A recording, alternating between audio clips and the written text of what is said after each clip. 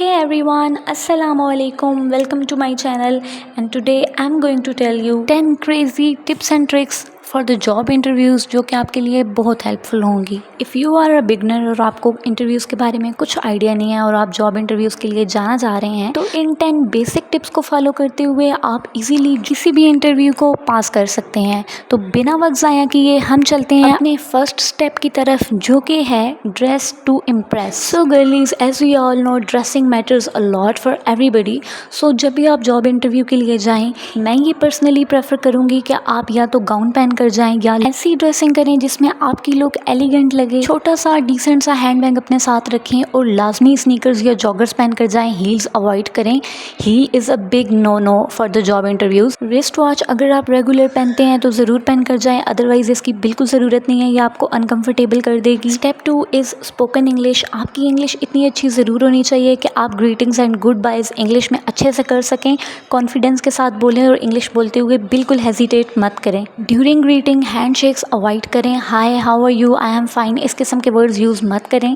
I am doing great, I am doing fine is enough. और बिना permission लिए आप इजीली अपनी चेयर पर बैठ सकते हैं। बैठते हुए अपना हैंडबैग साइड में रख दें। Let's move to the next steps. On number 3 we have the confidence, number 4 body language and number 5 is eye contact. If you have enough qualification and experience तो आपने अपना कॉन्फिडेंस हाई रखना है। आपकी body language से लगना चाहिए कि आप किसी ऑफिस में इंटरव्यू देने के लिए बैठे हुए हैं। लेग्स क्रॉस करके बिल्कुल मत बैठें। And one thing, must keep your shoulders straight. आपका सिटिंग पोस्चर बिल्कुल ऐसा होना चाहिए जिससे आपका कॉन्फिडेंस और आपका ऑरा जो है वो माइनस ना हो। हाथों के इशारे बहुत ज़्यादा भी नहीं करने। आपकी बॉडी लैंग्वेज इतनी ज़्यादा ईजी पीजी भी नहीं होनी चाहिए कि सामने वाला आपको लाइट ले। अपनी बॉडी लैंग्वेज को ऐसा रखें कि सामने वाला आपसे इम्प्रेस हो जाए, डिप्रेस ना हो जाए। And please maintain your eye contact with the interviewer. जब भी वो कोई सवाल पूछे तो आपने डायरेक्ट उसकी सामने वाले की आंखों में देखकर जवाब देना है, इधर उधर नहीं देखना। और number 6 we have the knowledge about the institute. अगर आप स्कूल में अप्लाई करना चाह रहे हैं तो उस स्कूल के बारे में आपको प्रॉपर इन्फॉर्मेशन लाजमी होनी चाहिए।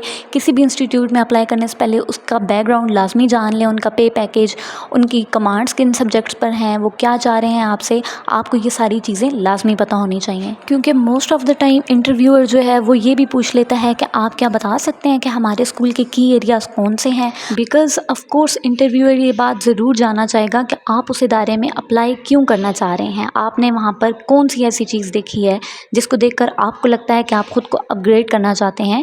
तो ये चीज़ें, स्कूल बैकग्राउंड जो है वो आपको पता होना ज़रूरी है। Now let's move to the number 7 which is documentation. Most of the time लोगों के माइंड में यही बात होती है कि हम तो CV सॉफ्ट में सबमिट करवा चुके हैं, हमने Gmail पर सेंड कर दी थी।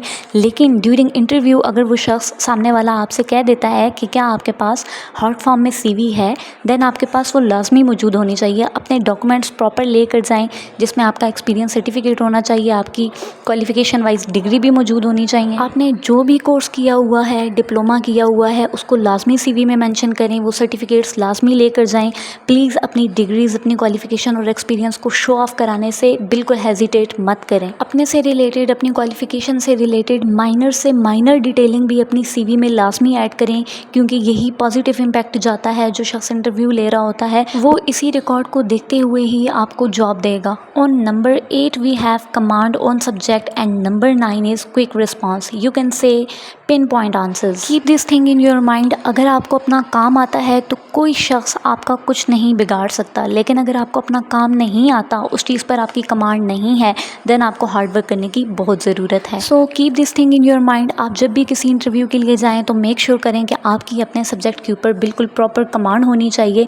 घर से तैयारी करके जाएँ। अगर आपकी कोई दोस्त उस इदारे में ऑलरेडी जॉब कर रही है तो उससे आइडियाज़ ले लें कि इंटरव्यू के दौरान किस किस किस्म के सवालात किए जा सकते हैं। अपने रिसोर्सेज जैसे कि लैपटॉप और मोबाइल फुली चार्ज करके लेकर जाएं और इंटरव्यूअर को पिन पॉइंट आंसर्स दें। लंबी एक्सप्लेनेशंस देने की बिल्कुल ज़रूरत नहीं है। Finally on number 10 we have the salary package. आखिरी सवाल जो होता है इंटरव्यूअर का वो यही होता है कि आप प्रीवियस जिस इदारे में काम कर रहे थे वहाँ आपका पे पैकेज कितना था। लेट्स से आप प्रीवियस जॉब से 20,000 ले रहे रहे थे तो आपने यहाँ पर मैक्सिमम 30,000 बताना है। जिस इदारे में आप अप्लाई कर रहे हैं, अगर आपको इस इदारे के बारे में, इनके पे पैकेजेस का आइडिया है, सो आपने अपनी एक्सपेक्टेशन से ज़्यादा ही बताना है।